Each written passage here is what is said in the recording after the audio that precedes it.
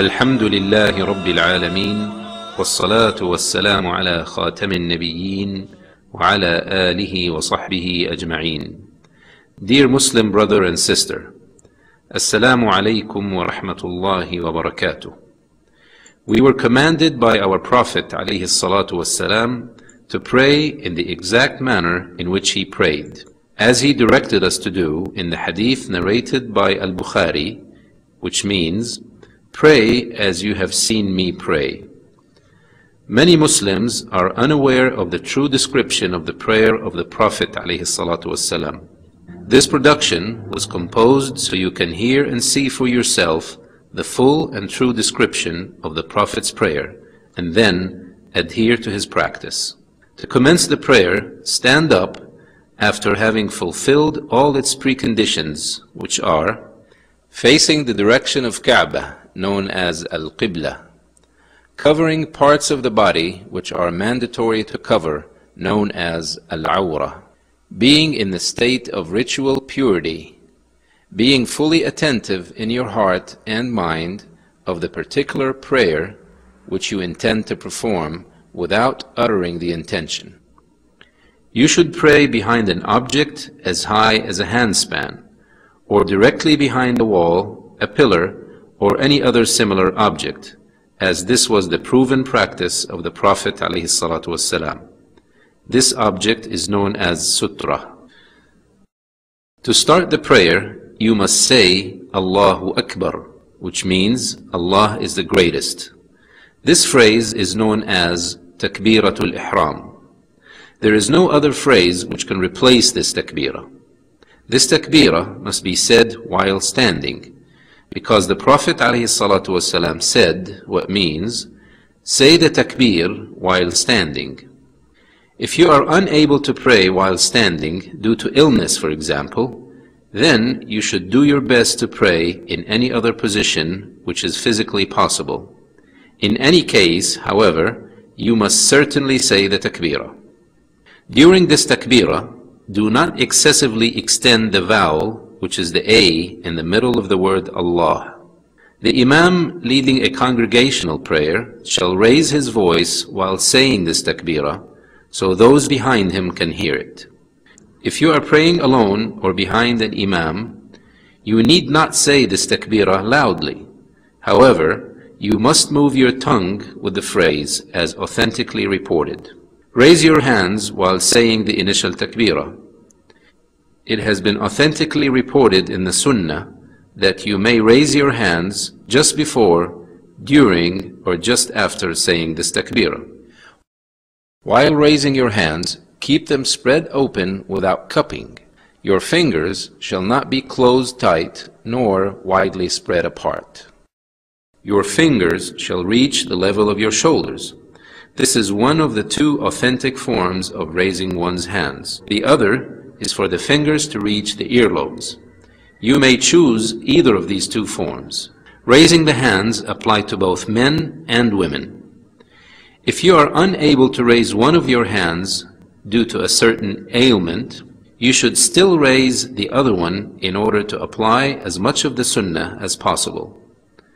Where should you place your hands after this takbirah?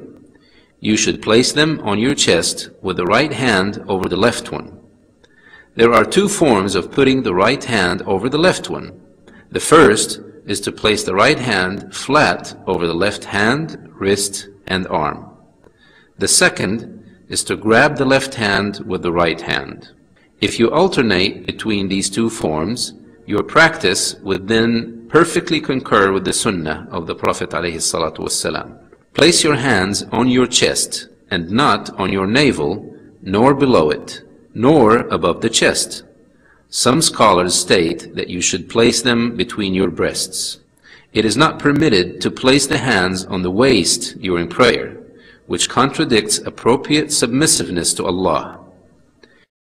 You shall always gaze at the floor in humility during prayer, lowering your head and looking to the place of your prostration, except when you are reciting at-tashahhud, in which case you should keep your gaze at your index finger while moving it.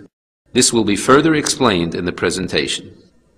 Dear Muslim, Placing your hands on the chest and lowering your head while looking at the place of prostration reflects submissiveness before Allah the Almighty.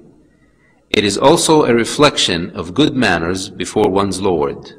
You must keenly maintain this during your prayer. And remember that Allah turns His face towards the face of His slave during the prayer for as long as he does not gaze away. You must struggle to keep shaitan from distracting you during prayer. If the whispers of shaitan become too powerful, it is permitted for you to seek refuge in Allah and lightly spit 3 times to your left without emitting any spittle.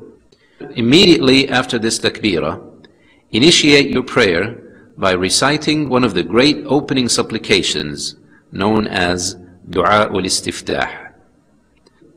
The companions of the Prophet ﷺ asked him about what he says when he briefly pauses in silence after the initial takbirah. So he taught them the opening supplications of the prayer. There are various supplications you can say at the start of the prayer. It is best to alternate between them in different prayers. Among the known opening supplications is saying, Subhanaka Allahumma wa bihamdik, wa tabarak asmuk, wa ta'ala jadduk, wa la ilaha ghayruk. Which means, glory and praise is due to you, O Allah. Blessed is your name, lofty is your greatness, and there is no deity worthy of worship except you. Another opening supplication is, Allahumma ba'id bayni wa bayna khatayaya, kama ba'adta bayna al-mashriqi wal-maghrib. Allahumma naqqini min khatayaya, kama yunaqqa ath-thawbu al-abyadu min ad-danas. Allahumma ghsilni min khatayaya bil-ma'i wal-thalji wal-barad. Which means, O Allah, distance me from my sins as you have distanced the east from the west. O Allah, cleanse me from my sins as a white garment is cleansed from filth. O Allah, wash my sins away with water, snow, and hail. There are other opening supplications which were reported to have been said by the Prophet ﷺ, especially during the optional night prayers, Qiyamul Layl. For more information about these supplications and other details, you can refer to books written by scholars. A good example of such books is the one written by the great scholar Al-Albani, rahimahullah, which is titled, The Prophet's Prayer Described from Beginning to End as Though You See It. After the opening supplication, you shall take refuge in Allah from shaitan before recitation by saying, أعوذ بالله من الشيطان الرجيم من همزه ونفخه ونفثه, which means, I seek the protection of Allah from the cursed Satan, from his whispering, blowing, and clammy breath. It has also been authentically reported that the Prophet ﷺ would occasionally say instead, أعوذ بالله السميع العليم من الشيطان الرجيم من همزه ونفخه ونفثه, which means, I seek the protection of Allah, the all-hearing, the all-knowing, from the cursed Satan, from his whispering, blowing, and clammy breath. This is only to be said before recitation at the beginning of the first rak'ah, as per the opinion of a number of scholars. Then say, Bismillahir Rahmanir Rahim, which means, in the name of Allah, the most merciful, the most gracious. This phrase is known as Al-Basmalah. The most authentic opinion of the scholars is that you must not say this phrase loudly. Then recite Surah Al-Fatiha, as the Prophet ﷺ said, what means, no prayer is valid for those who do not recite Al-Fatiha within them. If a person is new to Islam or does not speak Arabic and cannot recite Al-Fatiha, then he may alternatively say, Subhanallah, والحمد لله ولا إله إلا الله والله أكبر ولا حول ولا قوة إلا بالله, which means glory is due to Allah, praise is due to Allah, there is no deity worthy of worship except Allah. Allah is the greatest. There is neither any change of condition nor any power except by the will of Allah. It is an obligation to recite Surah Al-Fatiha in both the quiet and the loud prayers, and to say Ameen after finishing its recitation, extending its vowel, the E. In the loud prayer, the word Ameen is also said loudly. After reciting Al-Fatiha, recite another chapter from the Quran, whether short or long. When you finish the recitation, pause long enough to take a breath, and then raise your hands while saying Allahu Akbar, just before bowing down into the position of ruku'. The benefit of this pause is that it marks a clear separation between the end of the recitation and the takbirah of bowing. This is the second pause reported to have been performed by the Prophet ﷺ, the first being after the initial takbirah of the prayer. There is no evidence that he paused between Al-Fatiha and the following surah. Then bow down in ruku', placing your hands firmly on your knees with your fingers spread apart while keeping the head and back level. The Prophet ﷺ used to level his back to the extent that if water were to be poured on his back, it would have settled there. While bowing in a tranquil manner, say Subhana Rabbiyal Azim, which means glorified is my Lord, the Almighty.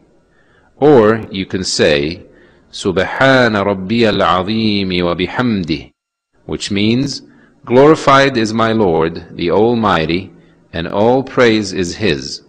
Both are authentic narrations.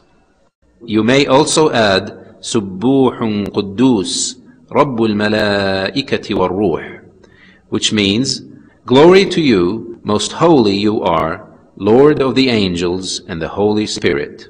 It has also been reported that the Prophet ﷺ said during ruku', Subhanaka Allahumma wa bihamdik, Allahumma ghfirli, which means glory and praise are due to you, O Allah. I beg forgiveness for my sins. The Prophet ﷺ has forbidden reciting the Quran during bowing or prostrating. After you complete ruku', raise your head and hands from the bowing position while saying Sami'a Allahu liman hamidah, which means Allah hears he who thanks him. This phrase is said whether you are leading the prayer or praying alone. When you reach the standing position, say Rabbana wa lakal hamd, which means our Lord, and for you is all praise. Or you can say Rabbana lakal hamd, which means our Lord, for you is all praise. Both are authentic narrations, one with and one without the letter wa, meaning and. You may say instead one of the following supplications, both of which are also authentic. Allahumma Rabbana wa lakal hamd, which means, O Allah, our Lord, and for you is all praise. Or, Allahumma Rabbana lakal hamd, which means, O Allah, our Lord, for you is all praise. It is preferred to add the following to any of the above supplications. ملء السماوات وملء الأرض وملء ما شئت من شيء بعد, which means the heavens, the earth, and all that which you will, in addition, are abundant with your praise. This is a magnificent way of praising Allah, which is raised by the angels to the heavens.